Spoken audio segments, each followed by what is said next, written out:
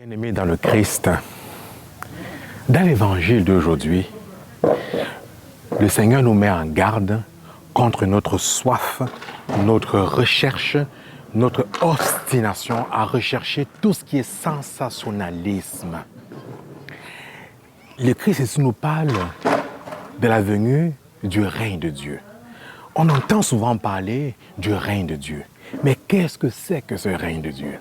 Vous savez, son appel est tellement clair, son interpellation est claire. Vous entendrez parler de moi, n'y allez pas, ne courez pas dans tous les sens. Aujourd'hui, la misère, la souffrance fait en sorte que nous courons vers des faux prophètes. Quand des gens nous annoncent qu'ils ont des pouvoirs, qu'ils ont des capacités à guérir tout genre de maladies non guérissables, nous courons. Nous allons à la recherche de sensationnalisme. Le Christ nous met en garde contre ça. Peut-être nous avons une facilité, une tendance à croire à tous ces faux prophètes parce que nous ne connaissons pas réellement c'est quoi le règne de Dieu. Avez-vous remarqué, le Christ dans les évangiles ne dit jamais qu'est-ce que c'est que le règne de Dieu. Il donne toujours une image. Le règne de Dieu est comparable à une graine de moutarde. Le règne de Dieu est comparable à une graine de moutarde qui donne un arbre qui pousse et sur lequel viennent se nicher des oiseaux et tout genre d'espèces. Le règne de Dieu est comparable à un grain de levain qui fait gonfler la pâte. Le règne de Dieu, c'est quelque chose qui croît, qui prend de la place, qui se propage. Le règne de Dieu est comparable à des noces, à 10 jeunes filles qui étaient invitées à des noces.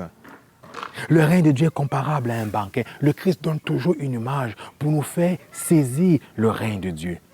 Le règne de Dieu est déjà là. Il est commencé, mais il n'est pas encore accompli. Le règne de Dieu, c'est une plénitude. Il nous invite à faire attention, à ne pas toujours rechercher. Parce que vous savez, aujourd'hui, on dit « Oh, je ne sens rien ».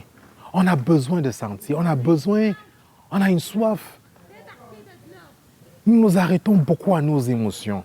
Oh, c'est pas ça la vie chrétienne, c'est pas ça la vie spirituelle, c'est pas ça. Ce n'est pas à ça que le Christ nous invite. Nous recherchons tout ce qui flash.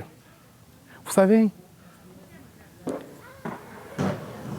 on pourrait toujours s'attendre à ce que Dieu se manifeste à nous à travers des éclairs, à travers des bouleversements de société, à travers des changements météorologiques. Mais non. Le règne de Dieu est déjà là. Il est commencé. Il est subtil. Le règne de Dieu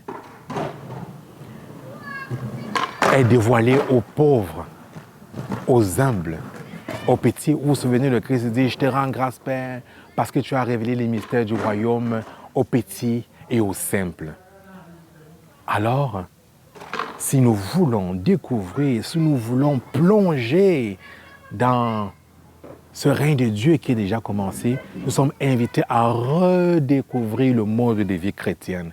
J'ai déjà évoqué ce thème à travers les béatitudes. Le mode de vie chrétienne, ce sont les béatitudes qui peuvent nous permettre de réellement le vivre. Heureux les pauvres, heureux les simples, heureux les doux, heureux les pauvres de cœur, heureux ceux et celles qui ont soif de justice, de la justice de Dieu. Heureux, heureux, heureux, heureux. Les béatitudes, ces 9 points, ces 9 éléments que le Christ nous donne, si nous cultivons cela dans nos vies, nous pourrons alors véritablement saisir qu'est-ce que c'est que le règne de Dieu. Nous pouvons alors véritablement nous concentrer sur l'essentiel et arrêter de courir derrière de faux prophètes, derrière les gens qui nous font des promesses, derrière les gens qui nous promettent de gagner plus d'argent, des gens qui nous promettent d'avoir une guérison miraculeuse. Le Christ est là, c'est un Dieu fidèle.